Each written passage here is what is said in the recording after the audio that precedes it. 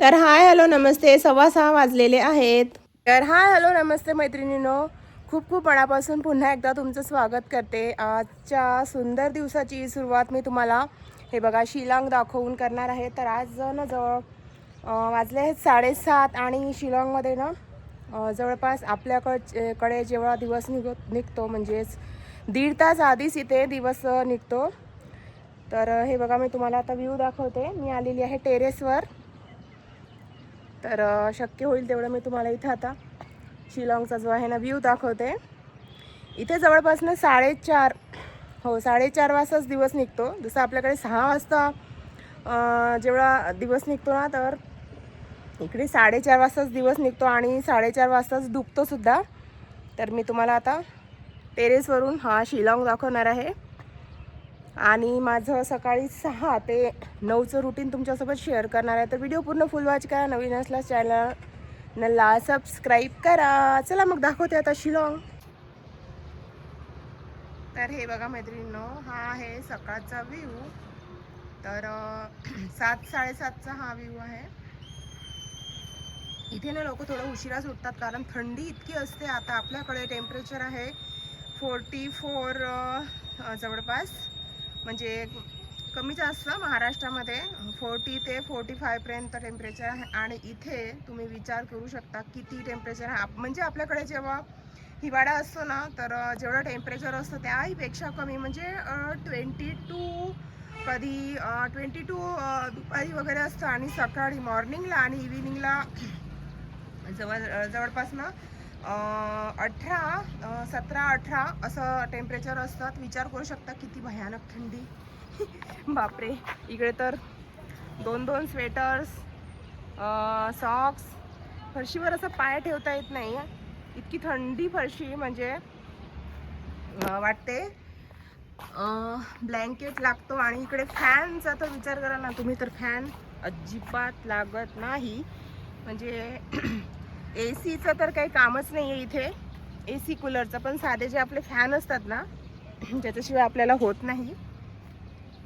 त्या फॅनची सुद्धा इथे गरज नसते. हे बघा, कुणाच्याही घरी तुम्हाला इथे फॅन दिसणार नाही. तर मी वरून तुम्हाला हा व्ह्यू दाखवत आहे. हे बघा, शक्य होईल तेवढं मी शूट करण्याचा प्रयत्न करत आहे. हे बघा, इतकं म्हणजे आमचा फ्लॅट जो आहे ना, एकदम पहाडीच्या जवळच आहे. हे बघा, हिल्स आणि इतकी ग्रीनरी आहे, इतकी भयानक ग्रीनरी आहे इथे. म्हणजे 75% ग्रीनरी इथे तुम्ही बघू शकता. म्हणजे पोल्युशन म्हणाल तर तुम्ही खूपच कमी पोल्युशन आहे इथे. हे बघा, चला आता मी त्या साईडचं तुम्हाला इथे ना व्ह्यू दाखवते.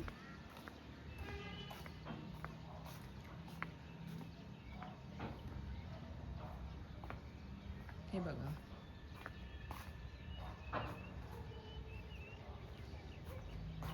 तर जेवढं शक्य होईल ना माझ्याच्याने तेवढं शूट करण्याचा प्रयत्न करत आहे मी. तर तुम्ही ना, मी तर म्हणते की एकदा शिलाँगला, मेघालया बघायला नक्की या. इतकं सुंदर, इतकं अप्रतिम, पृथ्वीवरचं स्वर्ग म्हटलं तरी चालेल, इतकं सुंदर ब्युटिफुल शिलाँग आहे. तर सर्वात प्रथम तुम्हाला मेघालय, नॉर्थ ईस्टचं जे सेंटर आहे ना, मेघालय आहे. मेघालयामधून तुम्ही शिलाँगला यायला जवळपास 3 ते 4 तास लागतात. 3 ते 4 तास लागतात यासाठी मी असं म्हणत आहे, कारण 3च तास लागतात, पण डिपेंड आहे ट्रॅफिक वगैरे किती आहे. तर तुम्ही मेघालयाला आल्यानंतर ह्या 7 सिस्टर ज्या आहेत ना, म्हणजे त्रिपुरा, मेघालय, मणिपूर, सिक्कीम वगैरे, जे अरुणाचल प्रदेश या स्टेटला 7 सिस्टर म्हटल्या जाते. तर ते जे आहे ना सर्व बघू शकता. तर सेंटर जे आहे ना गुवाहाटी आहे. गुवाहाटीवरून तुम्ही सर्व हे जे आहे ना बघू शकता. तर अगोदर तुम्हाला गुवाहाटीला यावं लागेल बाय ट्रेन, बाय फ्लाईट, जसं आपलं बजेट आहे तसं. आम्ही तर फ्लाईटने आलो. फ्लाईटने यायला तुम्हाला जसं दिल्ली, व्हाया दिल्ली किंवा मग कलकत्तावरून 1 तास लागतो गुवाहाटीला यायला. आणि जसं नागपूरचं आहे सेंटर, जसं मी नागपूरवरून आलेली आहे, तर नागपूरवरून व्हाया आम्ही कलकत्ता आलो. तर नागपूरवरून गुवाहाटीला यायला तुम्हाला,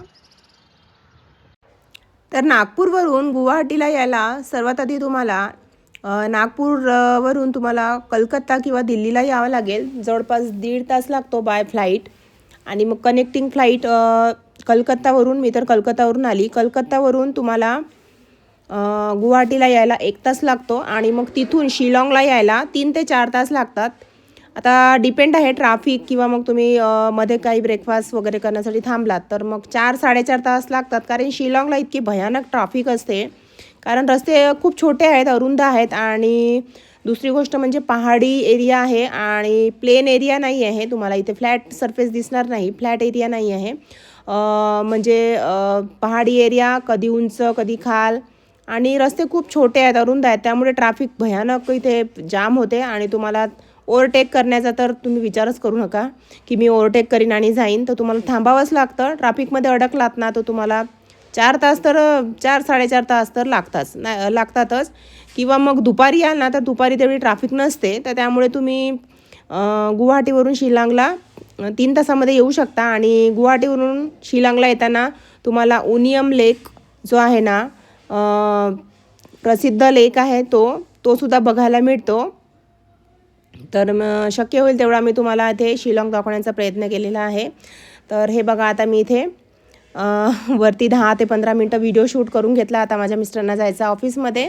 तर चला, आता मी ब्रेकफास्ट बनवत आहे. ब्रेकफास्टमध्ये माझ्या मुलांसाठी मी इथे बनवत आहे. आज त्यांची डिमांड होती की आमच्यासाठी चीजी जे सँडविच आहे ना, भरपूर चीज टाकलेलं, ते बनवून दे. तर या चीजमध्ये माहिती नाही काय असते की मुलांना इतकं काय आवडतं ह्या चीजचं.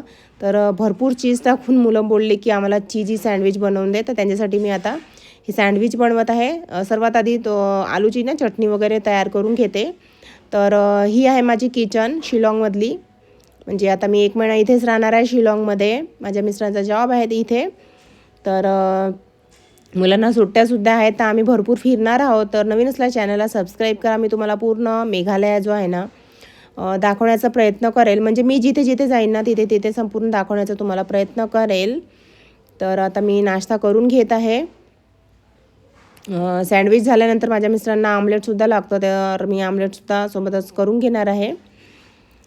तर सकाळी 6 ते 9पर्यंतचा माझा डेली रुटीन जे आहे मी तुमच्यासोबत शेअर केलेलं आहे. तर नक्की लाईक करा, शेअर करा आणि चॅनलला सबस्क्राईब करा, सहकार्य करा. तर जर तुम्ही शिलाँग बघितलेलं असेल ना तर खूपच छान, आणि नसेल बघितलं ना तर नक्की या बघायला. तर सेंटर आहे गुवाहाटी. गुवाहाटीवरून तुम्ही कुठल्याही ठिकाणी म्हणजे तुम्हाला कुठे जिथे फिरायचं आहे तिथे जाऊ शकता. स्टेप बाय स्टेप मी संपूर्ण इन्फॉर्मेशन तुम्हाला देणार आहे की कसं जायचं, हॉटेलचा रेंट किती आहे, किंवा मग किती वेळ लागतो आपल्याला शिलाँगवरून प्रत्येक ठिकाणी जायला, खर्च किती येतो, सर्व गोष्टी मी तुमच्यासोबत शेअर करणार आहे. तर ब्रेड मी थोडे भाजून घेते आहे. आलूची चटणी झालेली आहे. तर आता मी सँडविच करून घेत आहे आणि मुलांनासुद्धा इकडे उठवत आहे. आता सुट्ट्या आहेत त्यामुळे मुलं खूप जास्त वेळ झोपतात, 8-9 वाजता पर्यंत. तर म्हटलं चला जाऊ दे, झोपू दे, कारण मग शाळा सुरू झाली की त्यांना 6 वाजता उठावंच लागते. डेलीचं रुटीन होऊन जातं वर्षभराचं. तर म्हटलं चला झोपू दे, तेव्हापर्यंत मी नाश्ता करून घेत आहे. नाश्ता माझा रेडी झाला की मग मी मुलांना उठवेल. तर हे बघा, मुलांचं फेवरेट इथे चीजसुद्धा मी आणलेलं आहे. आणि हे मुलांनी काय काय त्यांच्या पप्पासोबत जाऊन घेऊन आणलेलं आहे. मेयोनीज काय हे टोमॅटो केचप वगैरे काय असते माहीत नाही, हे यामध्ये मुलांना इतकं काय आवडतं. तर आता मी थोडे ब्रेडसुद्धा भाजून घेत आहे. तर माझं आता हे 1 महिना हेच रुटीन राहणार आहे. मुलांची शाळा सुरू झाली की रुटीन थोडं चेंज होतं. म्हणजे कसं मुलांच्या शाळेनुसार माझं रुटीन असतं. मुलांच्या शाळा असल्या की रुटीन थोडं वेगळं, आणि मुलांच्या सुट्ट्या असल्या की रुटीन थोडं वेगळं. तर प्रत्येक रुटीन मी तुमच्यासोबत शेअर करणार आहे आणि भरपूर सारे व्हिडिओ मी तुमच्यासोबत शेअर करणार आहे. आत्ता तर मी जवळपास मिशो हॉलचे व्हिडिओ शेअर नाही करणार, कारण मी आता इथे शिलाँगमध्ये आहे आणि इथे मी मिशोचे प्रॉडक्ट नाही बोलवू शकत. तर त्यामुळे मी तुमच्यासोबत ट्रॅव्हलिंग व्लॉग जे आहे ना जास्तीत जास्त तेच शेअर करणार आहे आणि माझं रुटीन शेअर करणार आहे. आणि काही जे स्किन किंवा मग हेअरचे प्रॉब्लेम असतील ना त्याच्यावरचे मी व्हिडिओ तुमच्यासोबत शेअर करणार आहे. तर 1 महिना माझं हेच व्हिडिओ शेअरिंग राहणार आहे. तर मिशो हॉलचे जे व्हिडिओ आहे ना ते मी तुमच्यासोबत शेअर करणार आता डायरेक्ट जून महिन्यामध्ये. तर हा मे महिना सुरू आहे, तर मी पूर्ण मे महिना इथेच राहणार आहे, जूनमध्ये जाणार आहे. त्याच्यानंतरच मी मिशो प्रोडक्टचे व्हिडिओ शेअर करणार. तर भाजून घेतले मी ब्रेड थोडे आणि याला भरपूर आता चीज लावलं मुलांच्या डिमांडनुसार. पटकन रेडी करते, म्हणजे मुलं उठली की गरमागरम त्यांना द्यायला होतं. तर आता हे मेयोनीजसुद्धा टाकत आहे आणि थोडं टोमॅटो केचप. आणि मी तर म्हणेल ना मैत्रिणींनो, 2 दागिने कमी घ्या किंवा मग साड्या कमी घ्या. तर पण तुम्ही एकदा मेघालय नक्की बघा. इतकं अप्रतिम आणि इतकं सुंदर आहे, म्हणजे खरा निसर्ग जर कुठे असेल ना तर शिलाँगमध्ये आहे. इतकं ब्युटिफुल म्हणजे आहे. मला वाटलं नाही की मी कधी विचारही केला नव्हता की मी कधी शिलाँगमध्ये जाणार. लहानपणी पुस्तकामध्ये वाचत होतो की इथे 7 सिस्टर आहे, असं आहे तसं आहे, पण कधी म्हणजे बघता येईल असं वाटलं नव्हतं. पण चान्स मिळाला मला बघण्याचा माझ्या मिस्टरांचा जॉब असल्यामुळे. पण खूप सुंदर आहे, ब्युटिफुल आहे, म्हणजे डोळ्याचे पारणे फिटतील इतकं सुंदर आहे. म्हणजे तुम्ही बघतच राहाल. इतकी ग्रीनरी आणि इथले लोकंसुद्धा इतकं म्हणजे निसर्गावर प्रेम करतात आणि पोल्युशन तर इतकं कमी आहे आणि निसर्गाची इतकी काळजी घेतात स्वतःच्या मुलाप्रमाणे. आणि ते जागोजागी तुम्हाला ना डस्टबिन दिसणार आणि ते सुद्धा बांबूचे, कारण इकडे ना बांबूचे झाडं खूप आहेत. तर त्यामुळे तुम्हाला इथे जास्तीत जास्त जे प्रोडक्ट आहेत ना, टोपल्या म्हणा किंवा मग किचनमधल्या ज्या काही गोष्टी आहे, बॅग आहे किंवा मग सोफा सेट आहे, खुर्ची, खूप सारे जे प्रोडक्ट आहेत तर तुम्हाला बांबूचे दिसणार. कारण याचं म्हणजे इकडे बांबूचे झाडं खूप आहेत, तर त्यांनी निसर्गाचाच वापर करून आपले डेली प्रॉडक्ट बनवलेले आहेत, पण निसर्गाला अजिबात हार्म न पोहोचवता. तर इकडे भरपूर सारे तुम्हाला वॉटरफॉल्ससुद्धा दिसतील. तर आम्ही ते वॉटरफॉल्स जेवढे कव्हर करण्याचा, म्हणजे एका महिन्यात जेवढं काही फिरणं शक्य आहे ना तेवढं सर्व फिरून घेणार आहोत. तर आम्ही कँगसुरी वॉटरफॉल ऑलरेडी बघितलेला आहे. दिवाळीला आली मी इकडे, तेव्हा मी तो व्हिडिओ जो आहे ना बनवला, पण त्याचं अजून म्हणजे एडिटिंग व्हायचं आहे. तो सुद्धा व्हिडिओ मी तुमच्यासोबत शेअर करणार. तर हे बघा, सँडविच तयार झालेला आहे आणि मी आता बाल्कनीमध्ये बसून नाश्तासुद्धा एन्जॉय करत आहे. कसा वाटला हा व्लॉग नक्की कमेंट करून सांगा. लाईक, शेअर करा, सबस्क्राईब करा. चला भेटूया पुन्हा एकदा नवीन व्लॉगमध्ये. तेव्हापर्यंत टेक केअर आणि सबस्क्राईब करा आठवणीने. चला, बाय बाय. आणि पुढील व्हिडिओ कोणत्या विषयावर हवा ते सुद्धा कमेंट करून सांगा. स्किन केअर, हेअर केअर किंवा डेली रुटीन किंवा ट्रॅव्हलिंग व्लॉग कोणता तुम्हाला हवा